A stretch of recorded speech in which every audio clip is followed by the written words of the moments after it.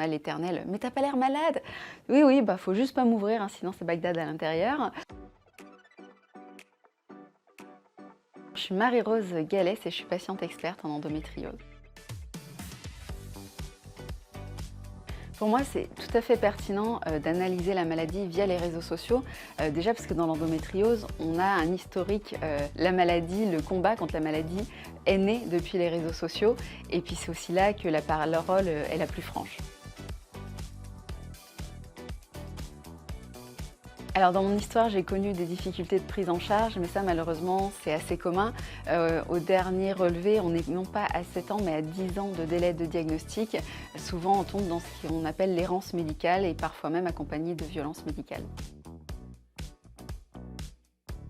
Effectivement, la douleur, c'est un élément qui revient souvent, même s'il existe des cas asymptomatiques, qu'il existe aussi des problèmes digestifs, mais c'est vrai que personnellement, oui, je suis encore essentiellement touchée par la douleur. L'endométriose, c'est une maladie invalidante, donc qui va affecter les capacités au travail, hein, que ce soit avec les douleurs qui accaparent le cerveau, les allers-retours aux toilettes, les difficultés à rester assis ou inversement à rester debout. Ça va être la vie sociale parce qu'on peut annuler à la dernière minute. Ça va être l'intimité avec les douleurs pendant les rapports. Bref, l'endométriose va impacter tous les pans de la vie. Ça va impacter le mental, parce qu'il faut faire face à l'incompréhension des proches par rapport à certaines maladies. On a l'éternel « mais t'as pas l'air malade !» Oui, oui, bah faut juste pas m'ouvrir, hein, sinon c'est Bagdad à l'intérieur. Ça va être aussi tout ce qui est peur de l'avenir. Ça va être aussi les violences médicales qu'on peut subir pendant notre parcours.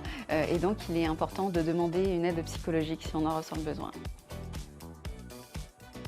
Je pense que partir des réseaux sociaux pour analyser finalement le quotidien des endométriosiques, ça permet d'enlever un certain nombre de biais que l'on voit régulièrement dans les études qui sont faites aussi bien par les étudiants en psychologie qu'en sociologie, parce que même avec toute la bonne volonté du monde, on a des a priori quand on fait ces questionnaires et l'air de rien, en fait, on oriente les questions sans s'en rendre compte. Et donc, quelque part, souvent, quand je remplis ce genre de questionnaire, je connais les résultats de l'étude avant même de les avoir.